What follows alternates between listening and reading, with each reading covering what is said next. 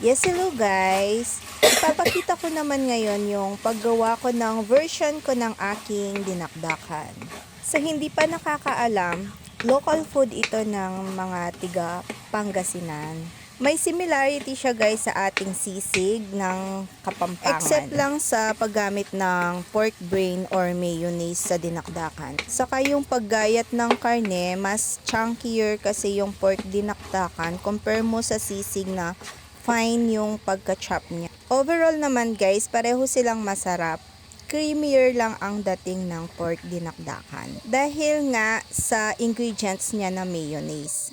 Napakuluan ko na yan guys, the day ahead na gagamitin ko siya.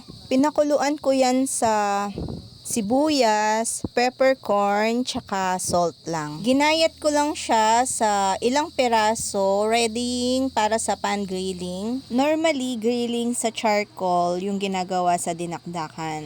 Pero due to comfort zone ko, indoor lagi ako magluto. Pan grilling lang yung ginawa ko dito para maalis lang yung sobrang mamantika ng baboy. Na-marinate ko din yung pork liver sa garlic powder, pepper powder, paprika powder, tsaka soy sauce.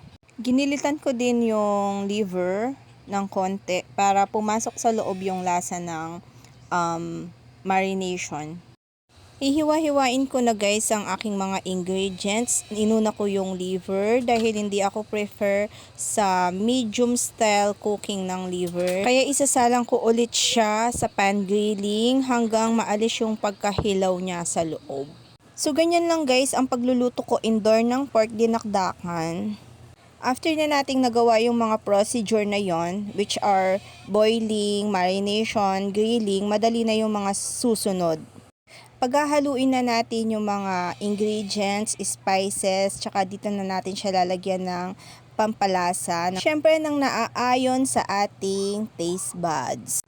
Pinaghalo ko na yung baboy and liver. Nilagay ko na din yung siling green or pamaksiw. Naglagay din ako ng konting kalamansi, but be aware po na hindi to dapat umasim. Konting soy sauce, pepper powder, salt to taste, then lagyan na po natin siya ng mayonnaise para sa magiging creaminess ng ating pork dinakdakan. Thank you for watching guys. Then please like and share kung may natutunan naman kayo sa aking video.